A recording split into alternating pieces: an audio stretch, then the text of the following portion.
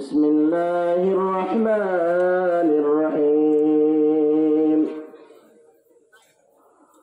ولنبلونكم بشيء من الخوف والجوع ونقص من الأموال والأنفس والثمرات وبشر الصابرين. وقال النبي صلى الله عليه وسلم أخلص دينك يكفيك العمل القليل.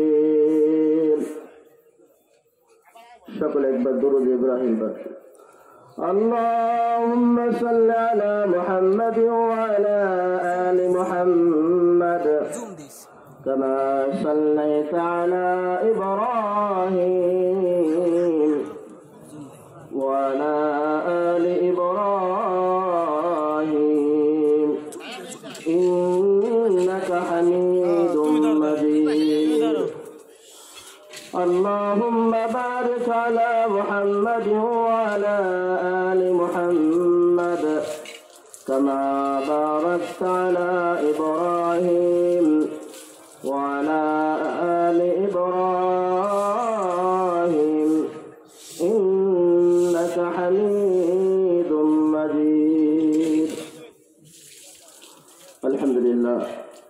الله تبارك وتعالى দরবারে লাখো কোটি শুকর ও সুজুদ যে রব্বে কারীম আপনাকে আমাকে দুনিয়ার সমস্ত ঝামেলা থেকে ফারেক করে 10 মায়ের 10 সন্তানকে একত্রিত হওয়ার তৌফিক দান করছে।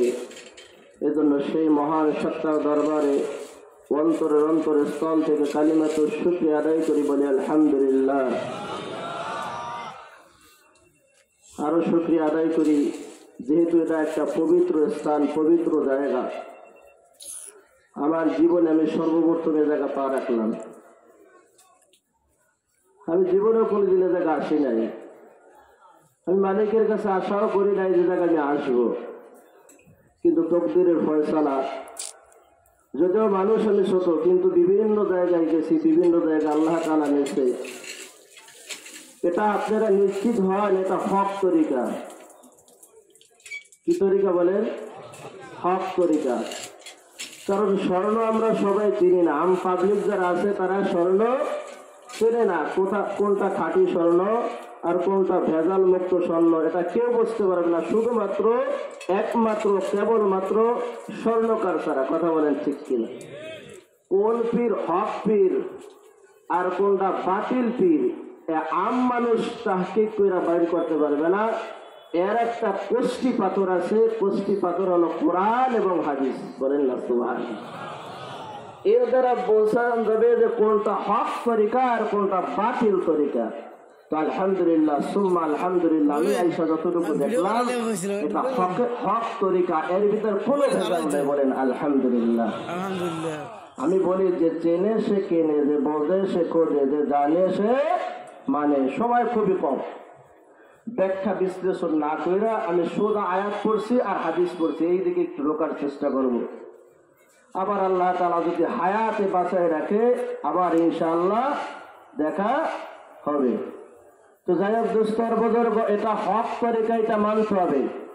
আমি কালকেও বয়ান করতেছিলাম, পৃথিবীতে যতদিন পর্যন্ত এই 3টা জিনিস থাকবে কসম খোদার, ততদিন পর্যন্ত কিয়ামত হবে না। বলেন না সুবহানাল্লাহ। আপনি ইতিহাসের পাতা তালাশ করেন, আজ থেকে জনাবে মুহাম্মদুর রাসূলুল্লাহ সাল্লাল্লাহু আলাইহি ওয়াসাল্লাম 1500 বছর আগে আমাদের কাছ থেকে বিদায় নিয়ে গেছে। কত বছর আগে?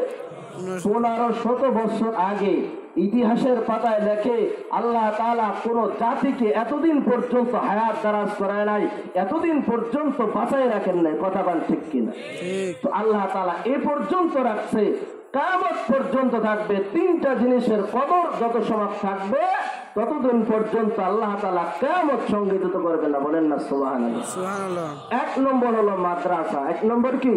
মাদ্রাসা। মাদ্রাসা ইলমের কারখানা হলো মাদ্রাসা, ইলমের পার হাউস হলো মাদ্রাসা। কথা আমি মৌলভী মাদ্রাসায় না পড়লে আমার মতো অধম, আমার মতো গুনাহগার এই জায়গায় বসার যোগ্যতা রাখে না। কথা বলেন ঠিক কিনা? আমি এখানে বসছি, আল্লাহ তাআলা 2 অক্ষর শিখার তৌফিক দিয়েছে, সেই নিয়ে আপনাদের সামনে বসছি। আমার ইলম কালাম তেমন বেশি না। এই জন্য দোস্ত 1 নম্বর কি মাদ্রাসা মুখস্থ করেন, কিছু ওয়াজ মুখস্থ করবেন, এইটা আমল করার চেষ্টা করবেন। আমি হাদিস বলছি, আখলিস দীনাকা ইয়াকফিকাল আমালুল কলিল। শুনবো কম মানবো বেশি, পারবো না ইনশাআল্লাহ? শুনবো কম মানবো বেশি।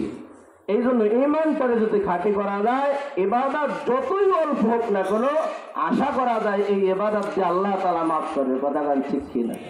ঈমান ঠিক না, ঈমানের ভিতর ভেজাল। ঈমানে কি ভেজাল? হাজারো আমল করলে ওই আমল টিকবে না। টিকবে কি? টিকবে না।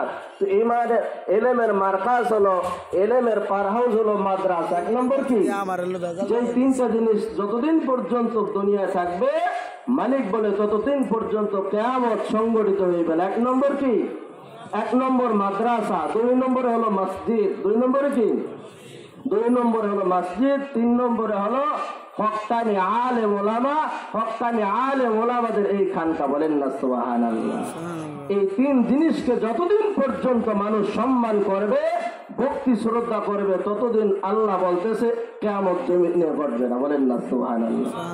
তো যাই হোক, আমার ভূমিকা বেশি লম্বা করবো না, আমি সোজাসুজি কোরআনের ভিতর ঢুকতেছি। আল্লাহ তাআলা বলেন, وَلَنَبْلُوَنَّكُمْ بِشَيْءٍ مِّنَ الْخَوْفِ وَالْجُوعِ وَنَقْصٍ مِّنَ الْأَمْوَالِ وَالْأَنفُسِ وَالثَّمَرَاتِ।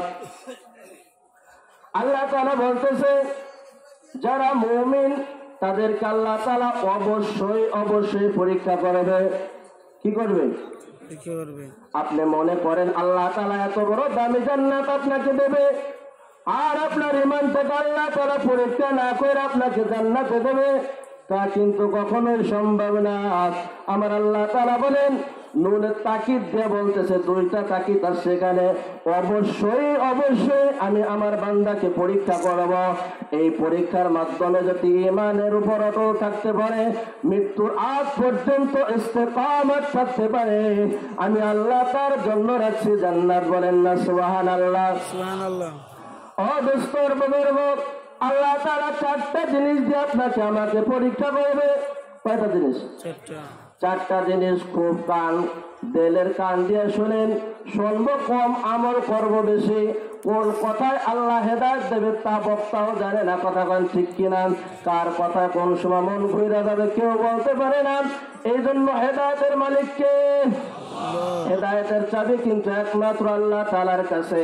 এমন না পীর সাহেব, পীর সাহেব মাওলানা জুনায়েদের হাতে হেদায়েতের চাবি, সকালবেলা আমরা যাব সকলকে হেদায়েত দিয়ে দেবে। কোন পীর সাহেব এই কথা বলতে পারবে না যে হেদায়েত পীর সাহেবের হাতে বলতে পারবে। কিছু ভণ্ড পীর বের হয়েছে, বাংলাদেশেও আছে। আরে নামাজ রোজার দরকার নাই, হজ যাকাতের দরকার নাই, আসো আমার কাছে আসো, আমি সোজা তোমাকে জান্নাতে নিয়ে দেবো। বলেন নাউজুবিল্লাহ। পৃথিবীর ভিতর সবচেয়ে বড় পীর হইল জনাবে মুহাম্মদুর রাসূলুল্লাহ সাল্লাল্লাহু আলাইহি ওয়াসাল্লাম। তার মতো বড় পীর আল্লাহ তাআলা পৃথিবীতে আর কাউকে বানায় নাই। কথা বলেন ঠিক কিনা? এই পীরও 5 বেলা নামাজ পড়ছে। কথা বলেন কয় বেলা? 5 বেলা নামাজ পড়ছে। সাহাবীদেরকেও 5 বেলা নামাজের ট্রেনিং দিয়েছে। ও দোস্তর বুজুর্গ, শুধু রাসূল 5 বেলা নামাজ পড়েন নাই, রাসূলেরও কিছু স্পেশাল আল্লাহ তাআলা নামাজ দিয়ে দিয়েছেন। কথা বলেন ঠিক কিনা? এই পীর বলবে যে নামাজ ছাড়া জান্নাতে যাইবা, এই পীর বেশক ভণ্ড। ভণ্ড বলতে যে দলিল লাগে, দলিল তারাশ করার কথা বলেন ঠিক কিনা? ও দোস্ত, আপনার আমার নবী বলতেছে প্রত্যেকটি মুমিনকে আল্লাহ তাআলা পরীক্ষা করবে। তাও আল্লাহ তাআলা এই আয়াতের ভিতরে বলতেছে, ওয়ালা নাবলুওয়ান্নাকুম বিশাইইন মিনাল খাউফি ওয়াল জু'i ওয়া নাকসিন মিনাল আমওয়ালি ওয়াল আনফুসি ওয়াস সামারাত ওয়া বাশশিরিস সাবিরিন। যারা মুমিন দাবি করবে তাদের পরীক্ষা, যাদের ঈমান আছে বলেন তাদের পরীক্ষা, যার ঈমান নাই তার কোনো পরীক্ষা নাই, বেঈমানের কোনো পরীক্ষা নাই। কথা বলেন ঠিক কিনা? ছাত্র যদি স্কুলে ভর্তি হয়, ছাত্র যদি মাদ্রাসায় ভর্তি হয়, বছরে তার 3টা পরীক্ষা দেওয়া লাগে। কয়টা বলেন? তিনটা পরীক্ষা দেওয়া লাগে। যারা শুধু বলছো লা ইলাহা ইল্লাল্লাহু মুহাম্মাদুর রাসূলুল্লাহ, শুধু কালেমা পড়া পয়সা রইছো আর মালিক তোমাকে পরীক্ষা নেবে না, তা হতে পারে না। অবশ্যই অবশ্যই আল্লাহ তোমাকে পরীক্ষা নেবে। কথা বলেন ঠিক কিনা? আমিরুল মুমিনিন হযরত ওমর ফারুক রাদিয়াল্লাহু তাআলা আনহু, মুসলমানদের যুদ্ধ সর্বপ্রথম কাফেরদের সাথে যুদ্ধ শুরু হয়ে যাবে। আল্লাহু আকবার। রোম সম্রাটের সাথে যুদ্ধ হবে। রোমের গোয়েন্দা পাঠাই দিয়েছে, যাও মুসলমানরা খালি বিজয় লাভ করে, কারণ কি মুসলমানদের ঈমান একটু পরীক্ষা করা হবে। গোয়েন্দা পাঠাই দিয়েছে। এবার আমিরুল মুমিনের কাছে যায়া বলতেছে, সংবাদ দিয়ে বলতেছে, হুজুর তাদের সংখ্যা খুব কম। সংখ্যা কি? কম, মুসলমানদের সংখ্যা কম। এবার বলতেছে, রোম সম্রাট বলতেছে, যাও এবার যাইয়া দেখো তাদের অস্ত্র শস্ত্র কিরকম। কয় হুজুর তাদের অস্ত্র শস্ত্র বেশি কিছু না, অল্প কিছু লাঠি বা বড় বড় কোনো তরবারি নাই, রাইফেল নাই। বলো তো, এবার বলো যাই দেখো যে সংখ্যায় কম, এবার অস্ত্রের দিক থেকে কম, তারপর চতুর্দিকে কেন বিদায় শুনতেছি, তার কারণটা কি? কয় হুজুর যখন নাকি মুহাম্মদুর রাসূলুল্লাহ সাল্লাল্লাহু আলাইহি ওয়াসাল্লাম যুদ্ধে ডাক দেয়, তখন এই সমস্ত মানুষ কাম কাজ পালাই দিয়া যুদ্ধের ময়দানে যাওয়ার জন্য শরীক হয়ে যায়। কারণ যুদ্ধের ময়দানে যখন যায় এক পা পিছু ঘটে না, যদি সামনে যায়, যদি মৃত্যু হয়ে যায়, শাহাদাতের পেয়ালা নিয়ে দুনিয়া থেকে চলে যায়। বলেন না সুবহানাল্লাহ। রোম সম্রাট বলছে, যাও ঠিক আছে, মুসলমানদের সাথে যুদ্ধ পরে হবে, আগে আমি ওদের ঈমানটারে যাচাই করবো। কি করবো বলেন? ঈমানটারে যাচাই করবো, দেখবো ওদের ঈমান কত পাওয়ার, ঈমানের কি পাওয়ার। ঈমান পরীক্ষা করার জন্য যুদ্ধ যা হয় আর না হয় তাহলে দেখবো আমি পরে। রোম সম্রাট বলতেছে, কিছু গোয়েন্দা মুসলমানের কিছু বাহিনী আমাদেরকে আমার কাছে নিয়ে আসবা, আটক করে নিয়ে আসবা। যুদ্ধ হওয়ার আগে মুসলমানদের কিছু বাহিনী অ্যাটাক করে রোম সম্রাটের কাছে পৌঁছে গেছে। রোম সম্রাট এবার বলতেছে, রোম সম্রাট তাদেরকে ডাইকা প্রত্যেকে চেয়ারে বসাইয়া এবার স্বাগতম জানাইতেছে। যারা আছে তারা বলতেছে, কি ব্যাপার? রোম সম্রাট এবার গোয়েন্দা ধরে আনছে, তাদেরকে গুলি করে মারার দরকার না, তাদেরকে জামায়া ধরে পালতেছে, আরো পাশের চেহারায় না বসাইছে। কি ব্যাপার কি ব্যাপার? সবার মাথা কি চিন্তিত হয়ে গেছে। এখন তাদেরকে শুলিতে চড়াবে, নচেত তাদের রূপ শেষ করে ফেলাবে। এইটাই তো করার কথা বলেন ঠিক কিনা? কিন্তু না, তা করতেছে না। এবার রোম সম্রাট বলতেছে, তোমাদের ভিতর নেতাকে? আমিরকে। তো আমির বলতেছে, একজন যুবকের বয়স মাত্র 18 বছর। কয় বছর? 18 বছরের এক যুবক দাঁড়াই বলতেছে, আমি হলাম এই সত্তার, আমি হলাম এই জামাতের নেতা, আমি হলাম আমির। তোমার নাম কি? আমার নাম হুযায়ফা, আব্দুল্লাহ ইবনে হুযায়ফা। সাহাবীর নাম কি? আব্দুল্লাহ ইবনে হুযায়ফা। বলতেছে, আব্দুল্লাহ ইবনে হুযায়ফা, তুমি আমার পাশের চেয়ারে বসো। রোম সম্রাট পাশের চেয়ারে বসে রয়েছে। বলতেছে, আব্দুল্লাহ ইবনে হুযায়ফা, আমার কাছে কিন্তু অনেক শাসকরা আছে, তাদেরকে কিন্তু আমি পাশে বসাই না। আমি যারে ভালোবাসি, যারে মহব্বত করি, একমাত্র তাই আমার চেহারে পাশে বসাই। হুযায়ফা, আমি তোমাকে ভালোবাসি, কিন্তু ভালোবাসার মাঝে একটা দেয়াল সৃষ্টি হয়ে গেছে। কি সৃষ্টি হয়েছে? দেয়াল হয়ে গেছে। দেয়ালটা হলো, আমি হলাম খ্রিস্টান। আমি কি? আমি হলাম খ্রিস্টান, তুমি হলাম মুসলমান। এতটুকু হলো পার্থক্য, এতটুকু হলো ব্যবধান। আমি বলতেছি, হুযায়ফা, তুমি এবার ঈমান ছেড়ে দাও, তুমি এবার খ্রিস্টান হয়ে দাও। বলেন নাউজুবিল্লাহ। কি অফার দিয়েছে? খ্রিস্টান অফার দিয়েছে। খ্রিস্টান হইতেছে না? হইতেছে না? কয় হয় না?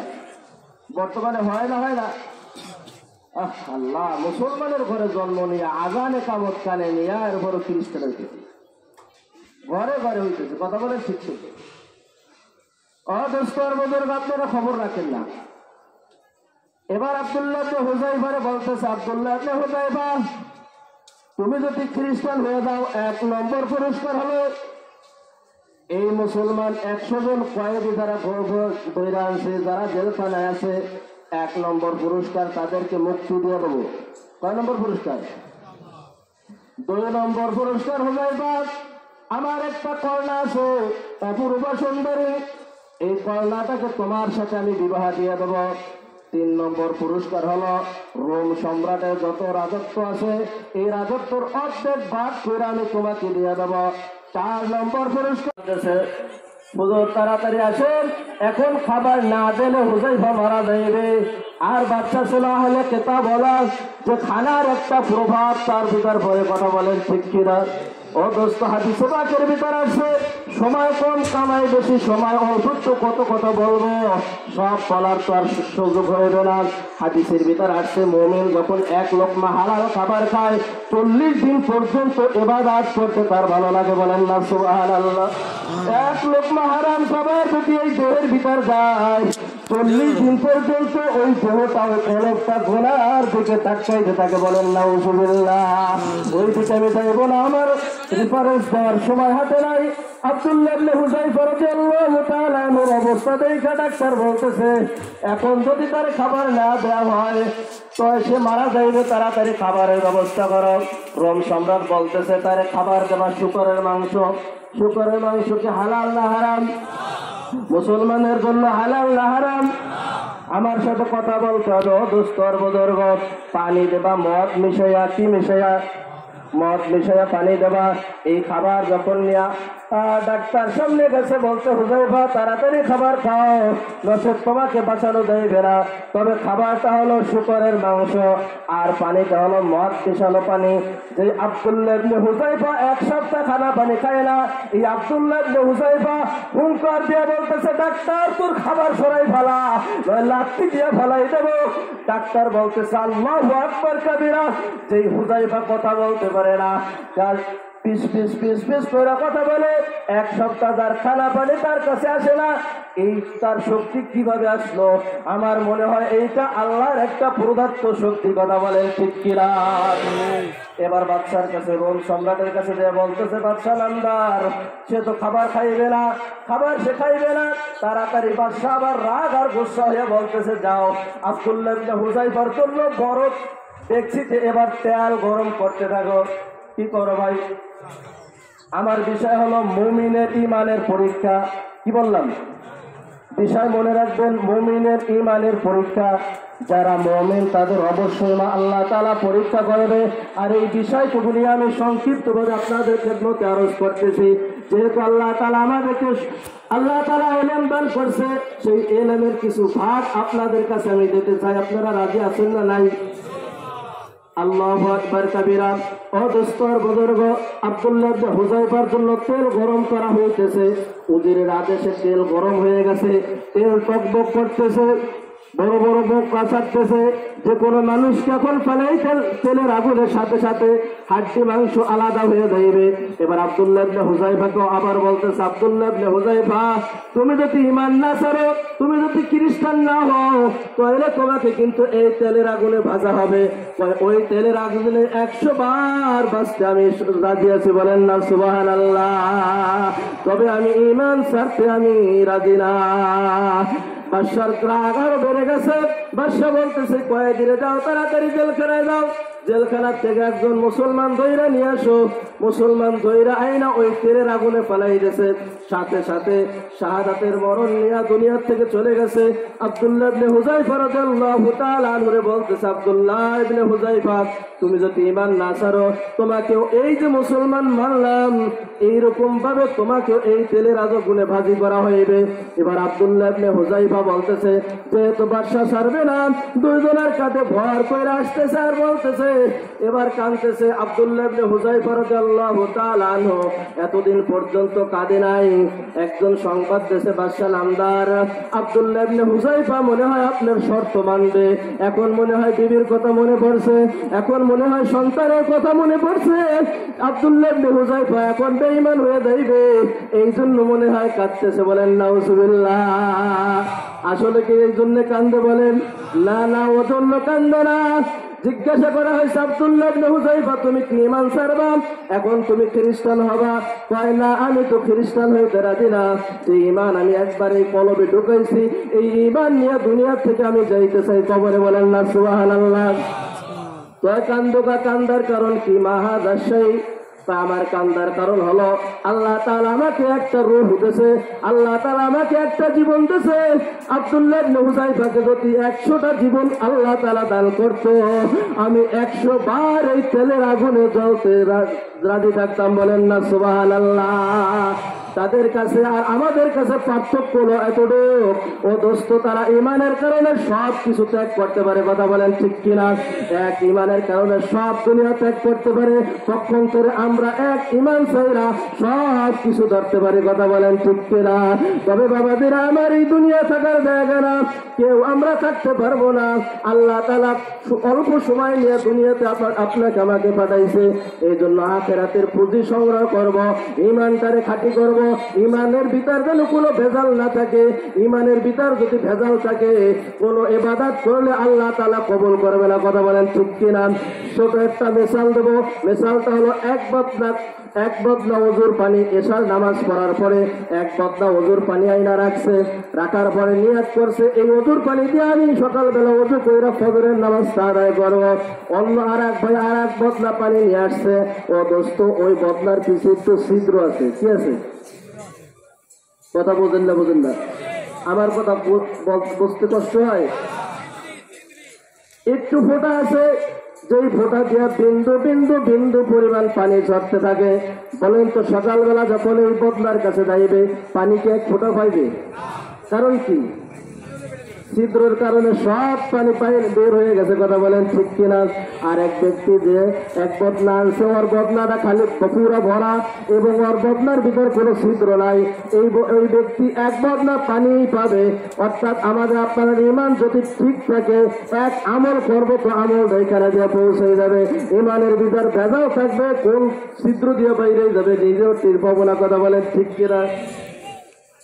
শুধু কি মুসলমান যুবকের ইমানের শক্তি এইটা কয় না? মা বোন যারা আসছেন তাদের খেদমতে আমার সময় আছে 5 মিনিট। কয় মিনিট?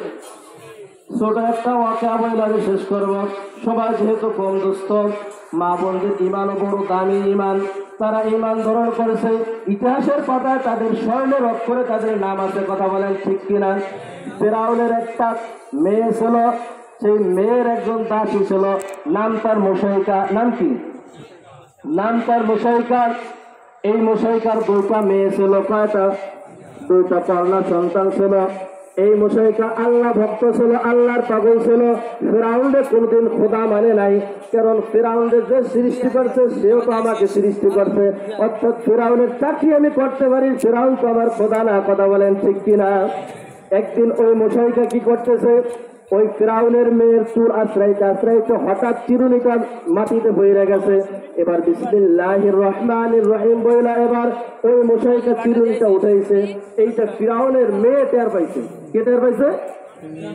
ফিরআউনের মেয়ে বলতেছে, কি ব্যাপার, তুমি কার নাম লইলা? আল্লাহর নাম লইলাম, যে আল্লাহ আমাকে বানাইছে। বলেন না সুবহানাল্লাহ। তো তুমি কি আমার বাপরে খোদা মানো না? কয় না, তোমার বাপরে আমি কিভাবে খোদা মানবো? তোমার বাপরে তো খোদা মানার কোনো প্রশ্নই আসে না। তোমার বাপরে যে বানাইছে, আমাকে যে বানাইছে, তোমার বাপরে যে খাওয়ায়, আমাকে যে খাওয়ায়, সে হলো আল্লাহ। ওই আল্লাহকে আমি আল্লাহ মানি। বলেন না সুবহানাল্লাহ। এই বাপের কানে পৌঁছেছে। এবার জেলখানায় বইরা বলেছে, কি করছে? জেলখানায় বসে ইমান ছাড়ো, নইলে কিন্তু তোমার খবর আছে। কি আছে? অনেক ভয় দেখাইছে। এই মুশাইকা কিন্তু ইমান ছাড়তে রাজি না। কি ছাড়তে রাজি না? ইমান ছাড়তে রাজি না। বলতেছে এমন পর্যায়ে গেছে, শুধু কি মুসলমান যুবকরা ইমানের পরীক্ষা দিয়েছে না দোস্ত, আমার মা বোনেরাও কিন্তু ইমানের পরীক্ষা দিয়া গোল্ডেন A+ পাইছে। কথা বলেন ঠিক কিনা? তারাও কিন্তু জান্নাত দুনিয়া পয়সা কামাই করছে। আল্লাহ তাআলা হযরত খাদিজা রাদিয়াল্লাহু তাআলা আনহাকে স্বয়ং আসমানের মালিক সালাম দিয়েছে। বলেন না সুবহানাল্লাহ। তো মহিলাদের দাম কম না বেশি? আরো বেশি। কথা বলেন ঠিক কিনা? মুশাইকার 2টা বাচ্চা, এই 2টা বাচ্চা, একটার বাচ্চার বয়স হলো 7 বছর, আর একটা সবেমাত্র দুধ ছাড়াবে, এই অবস্থায় চলতেছে। এই বড় বাচ্চাদের বলছে, তুমি যদি ইমান না ছাড়ো, যদি আমাকে খোদা না মানো, তোমার এই সন্তানকে তেলের আগুনে জ্বালাই দেব। এবার হাত পা বাইন্দা কি করছে, তেলের ডেকচিতে ফেলাই দিয়েছে। বলতেছে এবার হাত পাও যখন বাইন্দা তেলের ডেকচিতে ফেলাইছে, সাথে সাথে মাংস আলাদা হয়ে গেছে, হাড্ডিগুলো আলাদা হয়ে গেছে, শাহাদাতের পেয়ালা নিয়ে দুনিয়ার থেকে চলে গেছে। এবার ছোট মেয়েকে বলতেছে, তোমার এবার এই মেয়েকে আমি ওই তেলের আগুনে ভাজি করব, যদি তুমি ঈমান না ছাড়ো, আমাকে খোদা না মানো। কয় তুমি খোদা না, আমার আল্লাহ একজন আছে যে তোমাকে আমাকে বানাইছে। বলেন না সুবহানাল্লাহ। মুশাইকা দেখতেছে যে আমার ছোট বাচ্চারাও বাঁচান যাবে না, আমার ছোট বাচ্চাটাও এবার কি করবে, ওই তেলের আগুনে ফেলাই দেবে। এবার ছোট বাচ্চা, দুধের বাচ্চা এখন কথা কইতেছে। বলেন না সুবহানাল্লাহ। কি বলতেছে? কথা বলতেছে। দুধের বাচ্চা এখন কথা বলার সময় না, তারপর কে কথা বলাইতেছে? আল্লাহ কথা বলাইতেছে। বলতেছে, হ্যাঁ আমার আম্মা জান, আপনি ভয় পেয়েন না, ওটা তো জান্নাতের একটা দরজা। বলেন না সুবহানাল্লাহ। ভয় পেয়েন না। এবার ছোট বাচ্চারা এরা বলছে, যেহেতু তুমি ঈমান ছাড়বে না, আমাকে তুমি খোদা মানবে না, হাল কেটে কুমির ঘরে আনছে, তুমি যদি আমাকে খোদা না মানো তাহলে আমি বাহিরে কিভাবে মুখ দেখাবো? কথা বলেন ঠিক কিনা? তুমি আমাকে খোদা মানো না, তোমার সন্তানও দুনিয়ায় জীবিত রাখতে পারবো না, এখনই তোমার সন্তানকে আমি মেরে ফেলবো। ওরা তো বলে যে তেলের আগুনে ভাজি করলে মনে হয় মরে গেল। না না, ওয়ালা তামুতুন্না ইল্লা, আল্লাহ তাআলা আয়াতের ভিতরে বলতেছে যারা শহীদ হয় তাদেরকে আল্লাহ তাআলা বলতেছে তোমরা তাদেরকে মৃত বলো না। বলেন না সুবহানাল্লাহ। আল্লাহর রাহে যারা জীবন দেয় এরা মৃত না, এরা জীবিত, এরা আল্লাহর জান্নাতে আছে, জান্নাতের খাবার খাইতেছে। বলেন না সুবহানাল্লাহ। এবার মশাইকার পালা, মশাইকে আবার বলতেছে আমাকে যে 2 মিনিট সময় দাও, 2 মিনিট হলো আমি 2 রাকাত নামাজ পড়বো, আমার মালিকের সাথে একটু কথা বলবো। এরপরে ফিরাউন তুমি যা করো তাই করো। নামাজ পড়া হয়ে গেছে, 2 রাকাত নামাজ শেষ। বেশি লম্বা করা যাবে না, লম্বা করলে মনে করবে যে মনে হয় মৃত্যুকে ভয় ভয় কথা গান, ঠিক কিনা? কিন্তু মুমিন কোনো সময় মৃত্যুকে ভয় পায় না, মুমিন মৃত্যুবরণ করবে আর সোজা জান্নাতে চলে যাবে। বলেন না সুবহানাল্লাহ। মাঝখানে শুধু বাধা হলো মৃত্যু, মাঝখানে কি? মুমিনের জান্নাতে যাওয়ার বাধা হলো কি? শুধু মৃত্যুবরণ করবে আর সোজা জান্নাতে চলে যাইবে। মশাইকা বলতেছে আমি যখন মারা যাইব, আমি যখন ওই তেলের আগুনে ভাজি হইব, আমার 2 সন্তান আর আমার এই হাড্ডি গুড্ডি এক জায়গা দাফন কইর। ফিরাউন এইটা তোমার কাছে আমার অনুরোধ রইল। কি অনুরোধ করছে? যে হাড্ডি গুড্ডি গুলা এক জায়গায় রাখো, কিয়ামতের ময়দানে আমরা একসাথে আল্লাহু আকবার বলে দাঁড়াই দেবো। বলেন না সুবহানাল্লাহ। সে অবস্থায় শাহাদাত বরণ করছে। অদস্ত হাড্ডি গুলা, 3 জনের হাড্ডি গুড্ডি এক জায়গা মিশরের জমিনে রাখছে। আপনার আমার কলিজার টুকরা জনাবে মুহাম্মদুর রাসূলুল্লাহ সাল্লাল্লাহু আলাইহি ওয়াসাল্লাম মেরাজে যাওয়ার পথে ওই মিশরের রাস্তা দিয়ে যখন যাইতেছে, জান্নাতে যাওয়ার আগে জান্নাতের ঘেরান আসতেছে। হযরত জিবরিল বলতেছে, ইয়া রাসূলুল্লাহ, ইয়া হাবিবাল্লাহ, এখন আপনি জান্নাতে যান নাই, জান্নাতের সুঘ্রাণ কেন আসতেছে আপনি কি জানতে মন চায় না? বলো জিবরিল কি অবস্থা, কোথা থেকে জান্নাতের সুঘ্রাণ আসতেছে? হুজুর মুশাইকা, এর নাম হলো মুশাইকা, এই ছিল ফিরাউনের চাকর ছিল, ফিরাউনের একটা মেয়ে ছিল, তার সবসময় খেদমত করত। এই মেয়ে এবং তার এই 2 সন্তান এইভাবে শহীদ হয়েছে। তাদের হাড্ডি গুড্ডি এই জায়গা রাখছে। এখন না কিয়ামত পর্যন্ত হুজুর যতদিন পর্যন্ত ওই জায়গা থেকে মানুষ যাবে, ওই জান্নাতের হাওয়া বাতাস তার নাকে টের হইয়া যাইবে। বলেন না সুবহানাল্লাহ। কিয়ামতের ময়দানে এরা শাহাদাতের মর্যাদা নিয়ে আল্লাহ তাআলার দরবারে দাঁড়াই যাবে। বলেন না সুবহানাল্লাহ। এই জন্য মেরে দোস্ত আর বুজুর্গ, আমরা যারা মুমিন দাবি করি, আল্লাহু আকবার, অবশ্যই আমার আল্লাহ তাআলা পরীক্ষা করবেন। কথা বলেন ঠিক কিনা? এই জন্য আমি আর কথা লম্বা করবো না, সময় হয়ে গেছে। আল্লাহ তাআলা পরীক্ষা দিয়া, পরীক্ষা ছাড়া কেউ পাস করবে না, আর পরীক্ষা ছাড়া কাউকে আল্লাহ তাআলা জান্নাত দেবেন না। কথা বলেন ঠিক কিনা? আল্লাহ তাআলা বলছেন আমি অবশ্যই মুমিনকে পরীক্ষা করব। আল্লাহ তাআলা বলতেছে আমি জান দিয়ে পরীক্ষা করব, আমি মাল দিয়ে পরীক্ষা করব, আমি মৃত্যু দিয়ে পরীক্ষা করব, আমি সন্তান দিয়ে পরীক্ষা করব, আমি ফসল দিয়ে পরীক্ষা করব। এই সব কিছু দিয়ে আমি আল্লাহ তাআলা তোমাদেরকে পরীক্ষা করব। যারা সবর করতে পারবে, ধৈর্য ধারণ করতে পারবে, তাদের জন্য রয়েছে আমার জান্নাত। বলেন না সুবহানাল্লাহ। যাহা কিছু হয়েছে আল্লাহ তাআলার পক্ষ থেকে হয়েছে। আমি অদম যে কথাগুলো বললাম, সর্বপ্রথম আমি আমল করতে পারি। যারা শ্রবণ করলাম প্রত্যেককে আমল কইরা দুনিয়া থেকে মুমিন বান্দা হইয়া কবরে যাওয়ার তৌফিক দান করে। বলেন আমিন। ওয়া আখিরি দাওয়ানা আলহামদুলিল্লাহি রাব্বিল আলামিন। আসসালামু আলাইকুম ওয়া রাহমাতুল্লাহি ওয়া বারাকাতুহু।